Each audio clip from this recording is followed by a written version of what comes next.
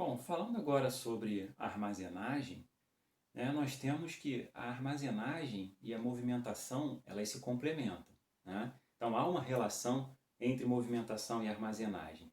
Quando a gente fala de movimentação, a gente está falando de fluxo, de algo dinâmico. Quando a gente fala de armazenagem, a gente está falando de algo que dá suporte ao estoque, ou seja, algo estático, ok? Então a armazenagem é o conjunto de atividades que diz respeito ao acondicionamento e disposição física de materiais dentro da própria fábrica ou em locais destinados para este fim, ok? Então, a armazenagem ela tem uma importância grande para a guarda de materiais, para a conservação desses materiais e produtos, para dar apoio à movimentação e apoio à estocagem.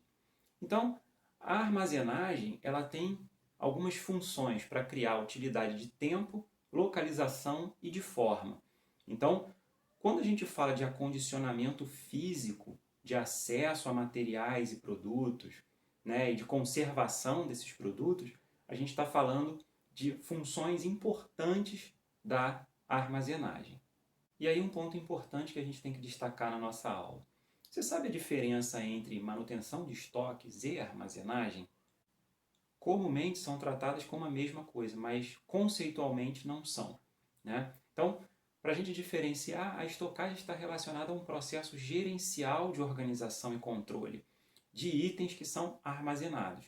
Então, por exemplo, o controle da data de entrada, saída de um determinado produto, o saldo de estoques, são exemplos de estocagem. Já no caso da armazenagem, a gente está se referindo ao acondicionamento ou disposição física de itens de estoque em um determinado local.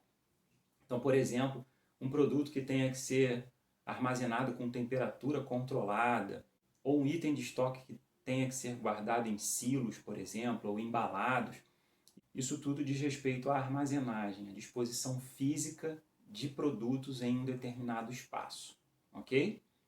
Então, entendendo essa diferença, quais são os objetivos da armazenagem? Então, quem gerencia a armazenagem deve se preocupar com o máximo aproveitamento do espaço, já que espaço é um recurso e custa, utilização efetiva da mão de obra e equipamento, acesso fácil a todos os itens que estão armazenados, a movimentação eficiente desses itens, considerando redução de custo, máxima proteção dos itens contra avaria, roubo, perdas e redução de custo de uma forma geral. Essa gestão de armazenagem ela pode ser feita em vários tipos de armazém. Então, a gente destaca os tipos de armazéns mais comuns, os armazéns de matéria-prima, material auxiliar, os famosos almoxarifados, armazéns de produto acabado, de granéis, de distribuição, que podem ser também chamados de centro de distribuição. E a armazenagem, como a gente disse há pouco, ela é feita em função das características do material. Então, quando você vai armazenar, você pode fazer essa armazenagem por agrupamento, ou por tamanho, peso, espécies de materiais e até pela frequência de uso. Então, produtos que você usa mais, materiais que você usa mais, eles são armazenados em um local de mais fácil acesso, mais próximo. Então, isso tudo pode ser planejado quando você pensa na sua armazenagem. E o armazém, ele abriga 4 funções básicas, tá?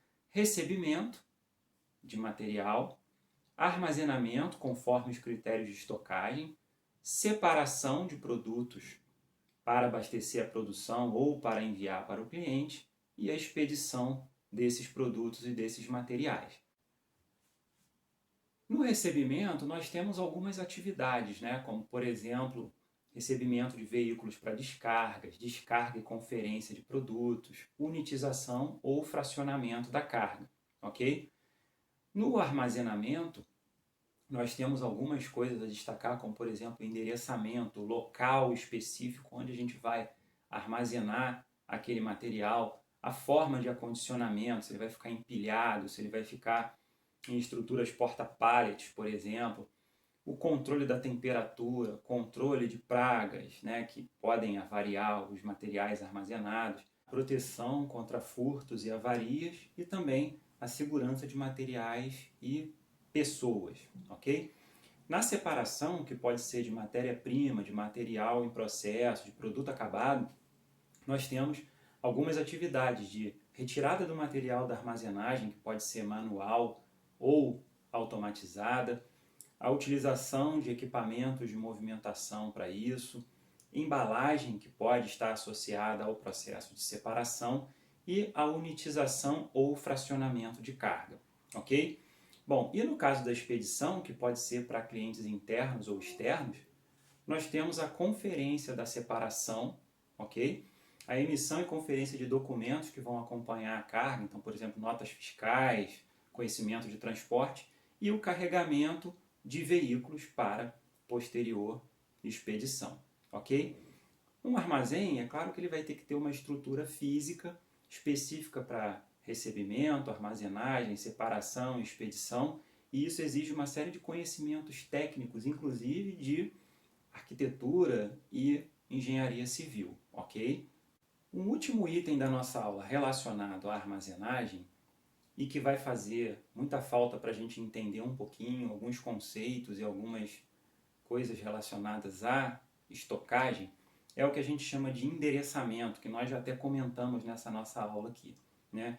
Nesse caso, o endereçamento ele é utilizado para possibilitar a localização física de itens armazenados. E a forma de endereçamento vai facilitar o seu controle de estoque e também vai influenciar na forma como você vai armazenar, como você vai acondicionar fisicamente cada um dos materiais, ok? Então, a localização dentro de um armazém ou o endereçamento pode ser uma localização aleatória, ou seja, você tem um sistema de controle que sabe quais são os endereços dentro do seu armazém que estão livres e a partir do momento que você recebe um produto e dá entrada nesse sistema, ele indica de forma aleatória onde colocar aquele material ou produto. Você pode ter também uma localização física ou dedicada, ok? Então, cada produto ele só pode ser armazenado, só pode ser endereçado em locais específicos e não de forma aleatória. E você pode fazer por zoneamento, que seria como se fosse um tipo de localização mista, onde você tem zonas em que você pode ter uma localização fixa ou aleatória, ok? Bom, então, os endereços eles precisam estar identificados, né? Então, há diversas formas, a gente vai citar um exemplo aqui de como isso pode ser feito, tá? Então, a ideia é que a forma de endereçamento seja a mais fácil possível para a localização de um determinado item que esteja armazenado. Então, vamos dar um exemplo aqui de um endereço em que seja A.112.12.3. Ao olhar esse endereço, um operador do armazém, ele sabe exatamente que localização é essa, que coordenada é essa, para que ele acesse um determinado material. Então, como que poderia ser isso, né? O A desse nosso endereço seria, por exemplo, referente ao prédio A, já que a empresa pode ter vários prédios, vários armazéns. O 112 poderia ser referente à rua, já que um armazém ele pode ser dividido no seu layout em várias ruas, né? O número 12 poderia ser a coluna de estante dessa rua a que se refere o endereço. E o número 3 poderia ser o nível, né, o andar dessa estante, a prateleira dessa estante em que o produto estaria armazenado. Então eu teria o prédio A, rua 112, a coluna 12 e o nível 3 em um único endereço. Ok? Isso vai facilitar muito a localização, já que muitas empresas, por não terem essa organização, acabam tendo que, ao invés de localizar um material, procurar esse material. Isso demanda tempo, recursos e acaba aumentando os custos e reduzindo o nível de serviço de um armazém. Então, toda a estrutura desse armazém deve ser para que você tenha a melhor possibilidade de movimentação, armazenagem, com custo baixo e nível de serviço alto. Ok? nós chegamos ao final de mais uma de nossas aulas. Nós agradecemos a atenção de todos. Se tiverem necessidade, vocês podem acessar os links da nossa disciplina que estão no nosso cronograma, que são o blog da disciplina, o canal do YouTube e o e-mail do professor, ok? Não se esqueçam do nosso método de estudo, então assistam os vídeos, leiam o texto de referência, façam os testes de conhecimento. Se tiverem alguma dúvida, retornem ao início. Caso as dúvidas persistam, vocês podem entrar em contato com o professor que nós teremos o prazer de tirar a sua dúvida. Então é isso, até a próxima aula e bons estudos.